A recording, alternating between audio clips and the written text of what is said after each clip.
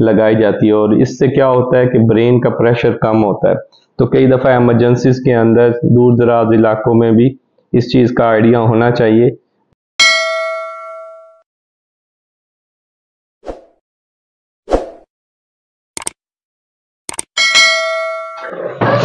बिस्मिल्लाहिर्रहमानिर्रहीम, मैं हूं डॉक्टर मोहसिन और ये है माय हेल्थ क्लिनिक। इस वीडियो के अंदर हम एक ड्रिप बनाने का बताएंगे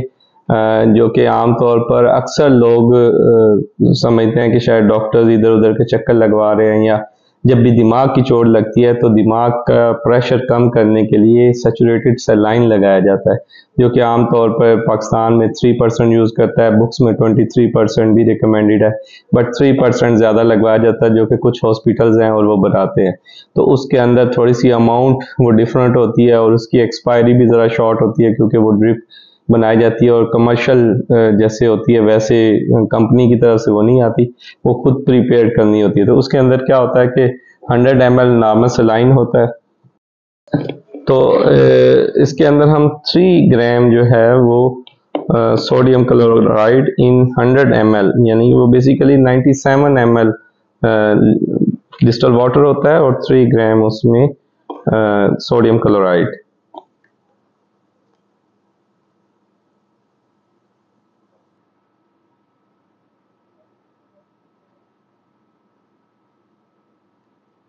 जी, और इसको हम ऐड करते हैं, पहले पानी वाटर डिस्टल वाटर ऐड करेंगे।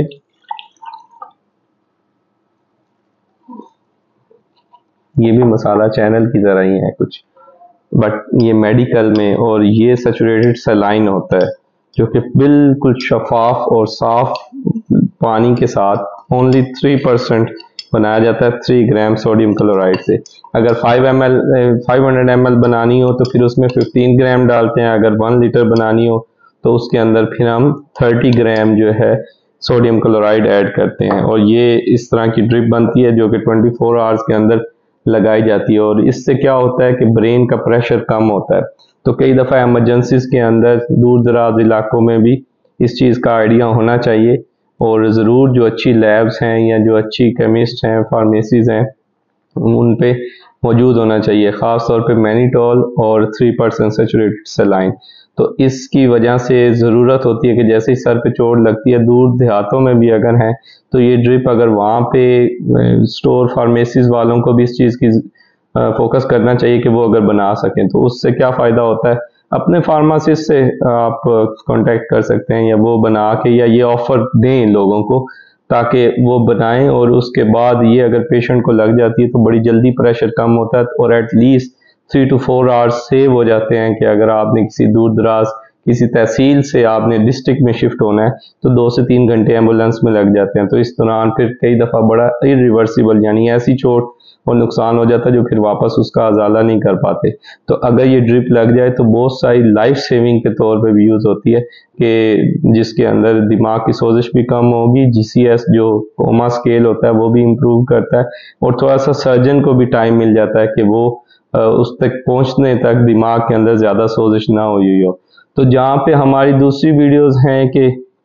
ताकत वाली ड्रिप बनानी है, वहाँ पर ये सिंपल ड्रिप, क्योंकि ये डॉक्टर्स की चीज़ें हैं और मेडिकल की चीज़ें हैं, जब इनको गैर ज़रूरी यूज़ करेंगे, देखिए हर चीज़ का फ़ायदा है तो नुकसान भी है। दूध है बहुत फ़ायदेमंद है, देसी घी है बहुत फ़ायदेमंद है, लेकिन अगर उसका इतदाल में ना यूज़ करें, अगर बहुत ज़्यादा मिकदार में यूज़ करें तो उसी का नुकसान है, और वही पेट भी खराब करेगा और जानलेवा भी कई दफ़ा होता है, और कोलेस्ट्रॉल भी बढ़ाता है अगर देसी घी की बात करें। तो इस लिहाज से जिसका काम उसी को साजे, तो कोशिश करें कि जब भी कोई इसको सिर्फ और सिर्फ इन वीडियोस का एक ही पीछे मोटो या मकसद है, वो है कि लोगों के अंदर जो मिथ्स हैं, जो मेडिकल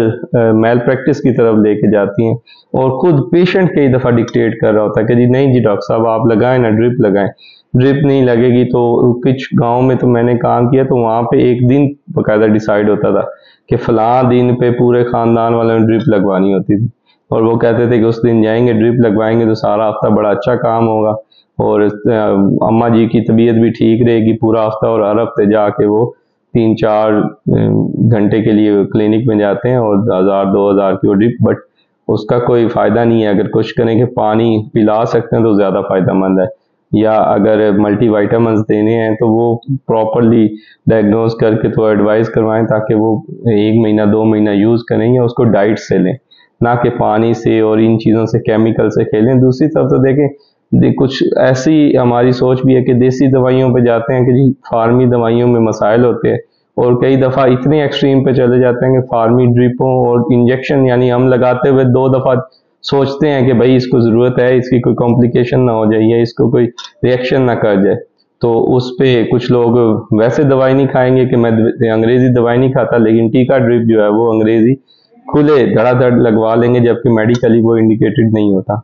तो ज़रूर इस चीज़ को सोचिएगा, उन अफराद तक मैसेज पहुँचाएँ। इंशाल्लाह आहिस्ता आहिस्ता लोगों में अवेयरनेस पैदा होगी, और छोटी छोटी चीज़ें जो हम अपनी थोड़ी रिसोर्सेज के अंदर कर सकते हैं तो उसके ऊपर हम फोकस करते रहेंगे। इसके साथ डॉक्टर मोहसिन को दीजिए इजाज़त। अल्लाह हाफिज़।